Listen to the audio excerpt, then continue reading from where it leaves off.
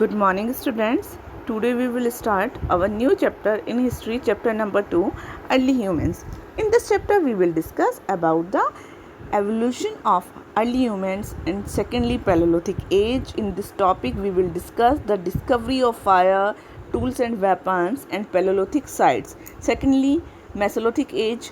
In this topic, we will discuss about the hunting and food gathering, tools and weapons, Mesolithic site, and last Neolithic age. Let's start the chapter. First evolution of early humans यानी early humans का विकास कैसे हुआ. Humans have been living on the earth for million of year ago. As you know students, humans जो होते हैं वो हमारे अर्थ पर मिलियन ऑफ ईयर से रह रहे हैं. जो एविडेंस मिले हैं, evidence such as skeleton and bones reveal that human first evolved in Africa and much of human evolution occurred in continent. यानी हमारा जो स्केलेटन या बोन्स के हमें जो एविडेंस मिले हैं उससे ये हमें पता चलता है कि जो अर्ली ह्यूमंस था उसका सबसे पहले वो फर्स्टली एवोल्यूट कहाँ हुआ था. सबसे पहले उसका विकास कहाँ होना स्टार्ट किया था, अफ्रीका में. और ज़्यादातर उसका एवोल्यूशन जो था, उसका विकास जिस क्रम में हुआ वो हमें इसी कॉन्टिनेंट में देखने को मिलता है, बाकी हमें बाद में अदर कॉन्टिनेंट पर. That is why Africa is called the cradle of the human kind. और इसीलिए अफ्रीका को क्रेडल ऑफ ह्यूमन काइंड कहा जाता है, यानी ह्यूमन काइंड को पालने वाला. There are evidence to show that humans originate from ape like ancestor. और यहाँ पर हमें कुछ ऐसे एविडेंस भी मिले हैं जिससे हमें पता चलता है कि ह्यूमन्स जो हैं वो किससे ओरिजिनेटेड हुए हैं, एप यानी लंगूर से, जिनको हम अपने एंचेस्टर के रूप में भी जानते हैं. Their physical and behavioural traits evolved over a period of approximately 6 million of year. यानी उनका जो फिजिकल या बिहेवियरल उनका जो विशेषताएं हैं उसका विकास होना किस पीरियड में शुरू हुआ, लगभग 6 मिलियन ईयर एगो की बात है, उस टाइम पे हुआ. And over 4 million year ago, और लगभग 4 मिलियन ईयर एगो जो है तब हमें ह्यूमन ने स्टार्ट उनका किस तरह का हमें उनका एवोल्यूशन जो है वो स्टार्ट हो गया था वो. और सबसे पहला जो उनका डेवलपमेंट हमें देखने को मिलता है वो होता है डिफाइनिंग, यानी ह्यूमन्स के जो विशेषताएं हैं उसमें जो डेवलपमेंट की जो विशेषताएं हैं वो सबसे पहला डेवलप्ड है बाइपेडलिज्म, यानी उनका 2 पैरों पर चलना. जो उनकी विशेषताएं सबसे पहले ये हमें देखने को मिली, यानी उसने 4 मिलियन ईयर एगो 2 पैरों पर चलना स्टार्ट कर दिया. बाइपेडलिज्म, जब वो 2 पैरों पर चलना शुरू कर दिया तो उनके जो हैंड थे वो फ्री हो गए and able them to carry things, और वो किसी भी थिंग्स को कैरी करने में एबल हो गए. जैसे कौन कौन सी चीज़ों को वो कैरी कर सकते थे, just like food and there young ones. During this process early human lived a nomadic life. और ये जो प्रोसेस था पूरा उसमें अर्ली ह्यूमन्स जो हैं वो नोमैडिक लाइफ जो थे नोमैडिक लाइफ को लिव करते थे. यानी नोमैडिक का मतलब घूमने वाले, एक जगह से दूसरी जगह पर. दे लिव्ड ऑन ट्रीज, और वो पेड़ों पर रहते थे या गुफाओं में रहते थे. And were basically Hunter and gatherer, और वो बेसिकली क्या थे, हंटर थे यानी शिकारी थे, या फिर गैदरर थे इकट्ठा करने वाले सामान को. ठीक है, फूड गैदरर जिनको हम कहते हैं. They did not do farming. उस टाइम पर उन्हें फार्मिंग करनी भी नहीं आती थी, और वो क्या करते थे, वाइल्ड एनिमल्स का शिकार करते थे अपने खाने के लिए. एंड फ्रूट्स, नट्स और रूट्स को भी खाने के लिए वो गैदर करते थे, इसीलिए उनको हंटर एंड गैदरर कहा गया है. They protected their bodies from cold by covering themself with cloth made from the bark of trees, animal skin और फर. और वो ठंड से बचाने के लिए, अपनी बॉडी को बचाने के लिए, उसको कवर करने के लिए कपड़ों की जगह किसका यूज़ करते थे, वो बार्क ऑफ ट्री की बार्क का यूज़ करते थे, एनिमल्स की स्किन का यूज़ करते थे और फर का यूज़ करते थे. देखिए बेटा, अर्ली ह्यूमन्स का एवोल्यूशन हमें किस तरीके से देखने को मिलता है. पहले इस तरीके से अर्ली ह्यूमन्स 4 लेग्स पर चलता था, यानी वो अपने पैरों पर भी और हाथों का भी इस्तेमाल चलने के लिए ही करता था.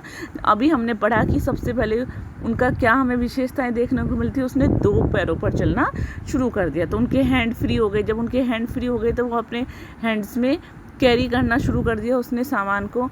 एंड देन उसके बाद वो अपने सामान को कैरी करने लगे.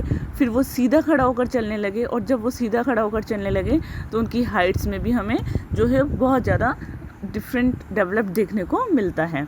देन लेकिन अर्ली ह्यूमन जो थे, why did early man move frequently, वो क्यों घूमते रहते थे एक जगह से दूसरी जगह पर फ्री, ऐसे क्यों, वो एक जगह टिक कर क्यों नहीं रहते थे? तो इसके बहुत सारे रीज़न है बेटा। तो सबसे पहले क्यों रहते थे, क्योंकि जब वो एक ही जगह रहते थे, when the fruits and animal available at a place got exhausted they move to some other place in search of food. और जब फ्रूट और एनिमल्स जो होते थे, जब वो एक जगह रहते रहते ख़त्म हो जाते थे, तो वो उनकी सर्च में दूसरी जगह चले जाते थे। As animal migrate from one place to another, और जब एनिमल सीजन चेंज में भी एक जगह से दूसरी जगह चले जाते थे, तो अर्ली ह्यूमन्स भी उन्हीं के साथ साथ माइग्रेट कर जाते थे, क्योंकि वो भी अर्ली ह्यूमन्स जो थे वो भी एनिमल्स की हंटिंग पर डिपेंड थे।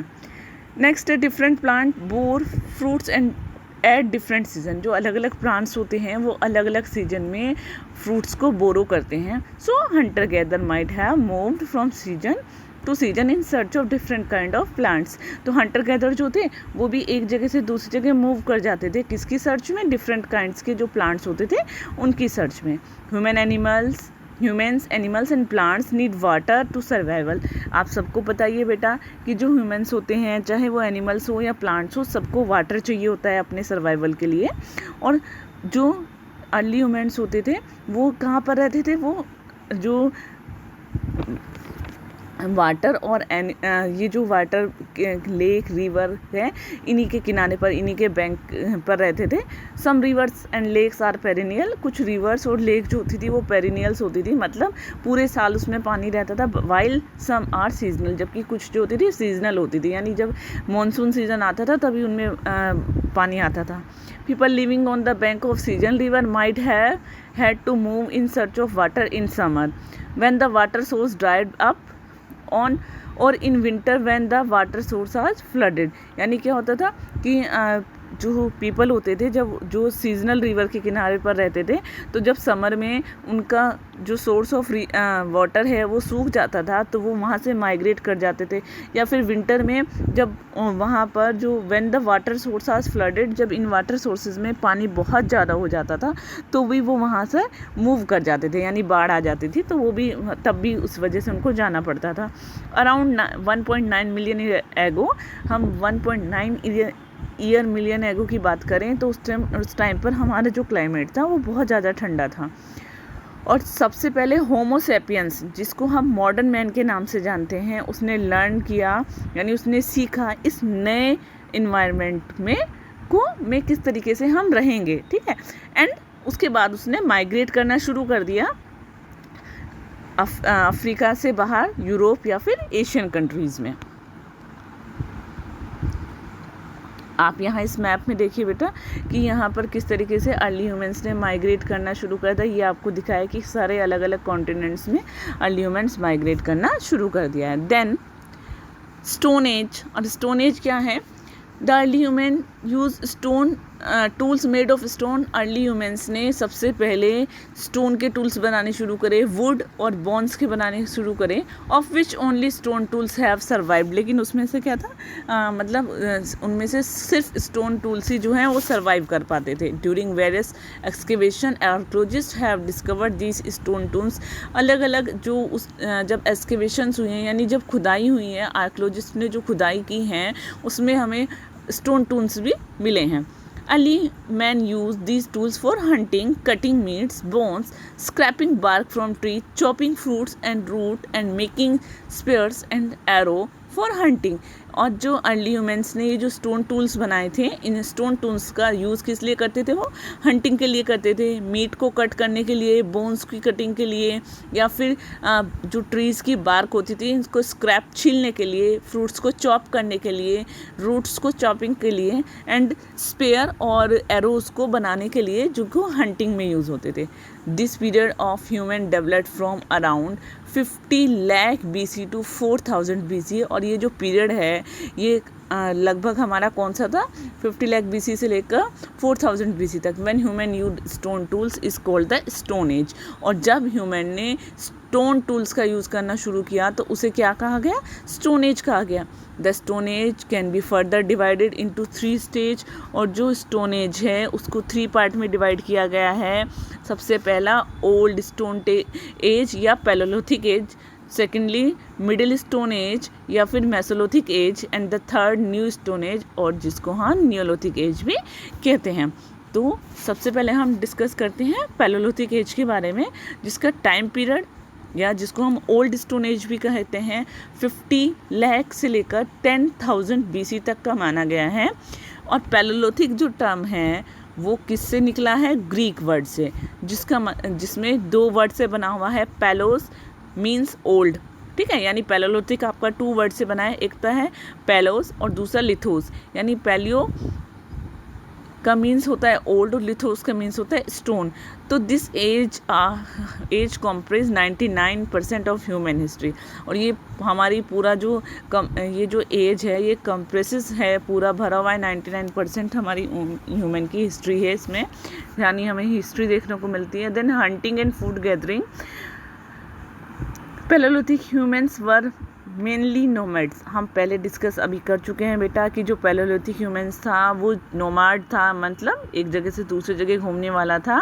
दे मूव्ड इन ग्रुप, वो ग्रुप में मूव करते थे, हंटेड करते थे वाइल्ड एनिमल्स को, एंड कलेक्ट करते थे fruits, roots, seeds for food, यानी खाने के लिए। As food resource could not support a growing population in one place, जो फूड रिसोर्स थे वो सपोर्ट नहीं कर पा रहे थे क्योंकि उनकी पॉपुलेशन बढ़ती जा रही थी, तो उनके लिए वो काफ़ी नहीं हो पा रहा था। So they move from one place to another place. अब क्योंकि पॉपुलेशन तो बढ़ रही थी लेकिन जो वहाँ के उनका फूड था वो उनके लिए कम पड़ने लगा था, तो वो एक जगह से दूसरी जगह उन्होंने मूव करना स्टार्ट कर दिया। They always moved in group to protect themselves from wild animal. अपने आप को वाइल्ड एनिमल से बचाने के लिए वो ग्रुप्स में मूव करते थे, यानी ग्रुप्स में जाते थे ताकि वाइल्ड एनिमल उनके ऊपर अटैक न कर सके। नेक्स्ट है शेल्टर एंड क्लोथिंग, यानी जो अर्ली ह्यूमन्स थे वो कहाँ पर रहते थे और क्या कपड़े पहनते थे। तो अर्ली ह्यूमन्स कहाँ पर रहते थे? वो केव्स में रहते थे, ट्रीज़ पर रहते थे, और नेचुरल रॉक्स शेल्टर जो बनी होती थी वो उनको प्रोटेक्ट करती थी वाइल्ड एनिमल से, ठीक है। यानी ये सारी चीज़ें उन्हें केव्स, ट्रीज़ या नेचुरल रॉक शेल्टर जो होती थी वो गुफाएं जिनको हम कहें, वो सारी उनको वाइल्ड एनिमल से प्रोटेक्ट करती थी। और वो they used hides of animal और लीव्स और bark of trees to cover their body. वो यूज़ करते थे एनिमल्स की स्किन को या लीव्स को या फिर ट्रीज़ की बार्क को अपनी बॉडी को कवर करने के लिए। These cloth protected them from heat and cold, और ये जो क्लोथ्स थे ये उनको हीट और कोल्ड से बचाते थे। नेक्स्ट है art. Toward the end of the Paleolithic age, beautiful cave paintings starting appearing in the various sites around the world. जैसे जैसे Paleolithic age ख़त्म होता गया तो हमें बहुत सारी ब्यूटीफुल केव पेंटिंग्स हमें दिखनी शुरू हो गई वर्ल्ड के अलग अलग साइट्स में। Some famous cave paintings sites are Altamira in Spain. एक कुछ फेमस साइट्स जो हैं केव पेंटिंग की वो है एल्टेमीरा जो कि स्पेन में है, लेस्कॉस फ्रांस में है, और भीमबेटका इंडिया में है। Most of the cave paintings were of the animals such as wild aurochs, aurochs, जिसको यानी जो हमें केव पेंटिंग देखने को मिलती है वो हमें ज़्यादातर किसकी? एनिमल्स की देखने को मिलती है, जिसमें कि वाइल्ड हॉर्स, ओरोस मतलब old wild cattle, bison, woolly rhinoceros, reindeer and the bear, यानी हिरन, बारहसिंगा, भालू, इस तरह की हमें देखने को मिलती है। These painting had bright colour made from minerals like और आयरन और एंड चारकोल। और ये जो पेंटिंग्स होती हैं ये किससे बनी हुई थी? ब्राइट कलर से, ठीक है, जो मिनरल से बने होते थे, जैसे कि ऑर्च और आयरन और या फिर चारकोल, इनका यूज़ किया जाता था पेंटिंग्स बनाने में।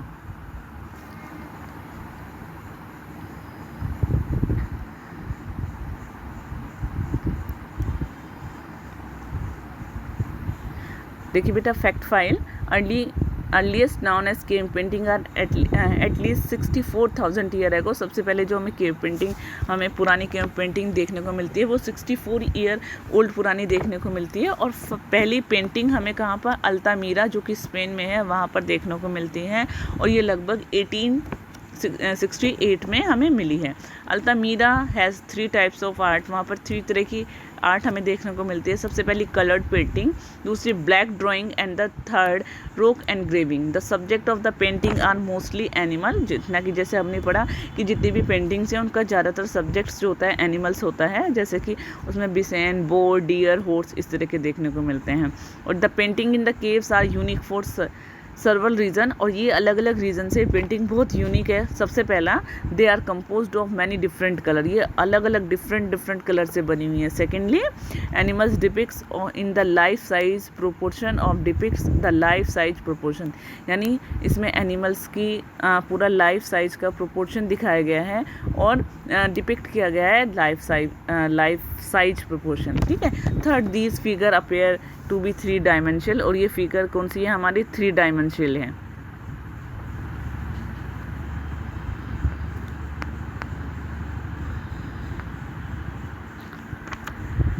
नेक्स्ट है discovery of fire.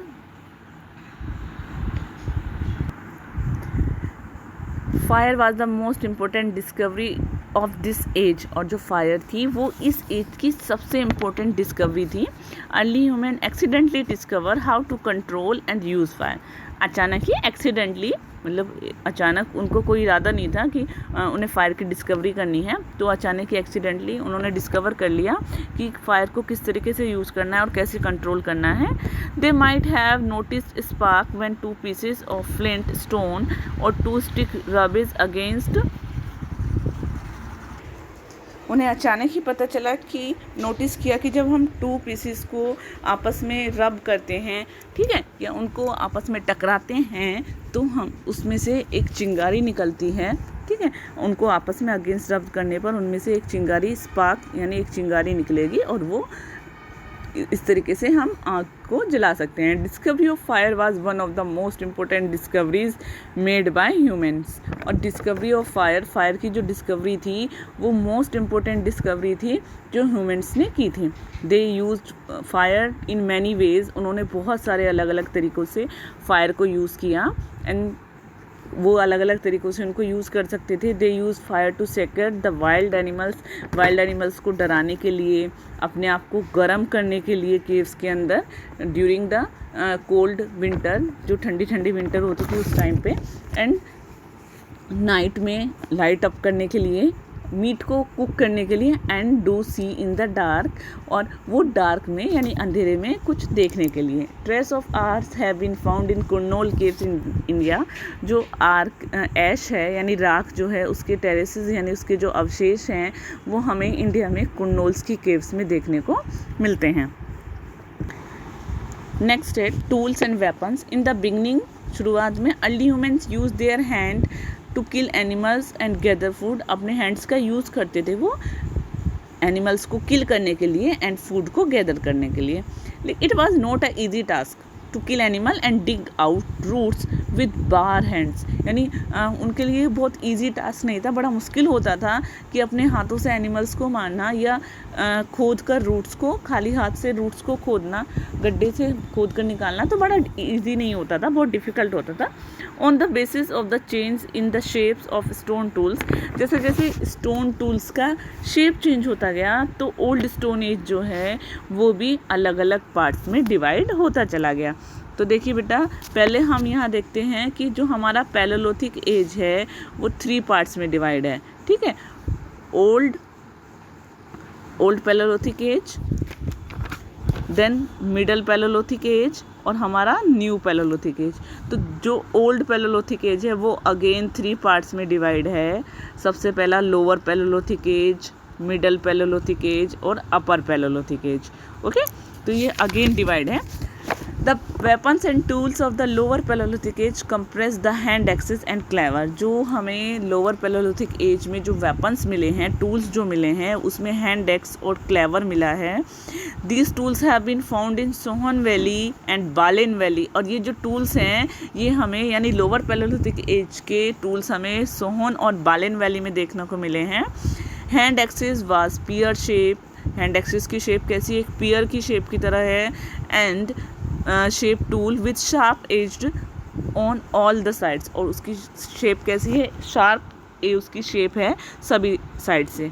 It was use for cutting certain object और फॉर स्मैशिंग सर्टेन थिंग्स। और इसको किस लिए यूज़ किया जाता था? किसी भी चीज़ को, किसी भी ऑब्जेक्ट को कटिंग करने के लिए या फिर स्मैश करने के लिए किसी चीज़ को। The cleaver had wide crystal type edge. जो क्लेवर थी उसकी बहुत ही वाइड क्रिस्टल टाइप की एज होती थी। वो किस लिए यूज होती थी? टू कट अदर स्टोन, दूसरे स्टोन को कट करने के लिए, या जो ट्री की जो स्मॉल ब्रांचेस होती थी ट्री को कट करने के लिए। ठीक है,